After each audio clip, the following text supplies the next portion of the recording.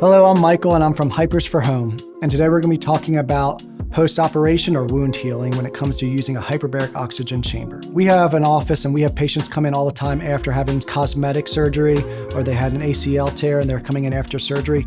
And the reasons they want to do this is because they want to recover from the surgery as fast as they can, whether it's internal or external. It helps repair surgical tissues.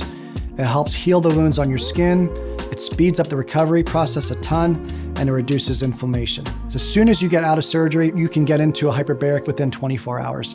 And the closer you get into the hyperbaric after having this post-operation, the quicker the wounds will actually start to heal. So I recommend typically doing 5 days a week for the first 2 or 3 weeks directly after an operation. So besides this, there's many other reasons why to use a hyperbaric chamber, but if you have any questions about this, about your wound healing, about your post-op, you can reach out to us at hypersforhome.com.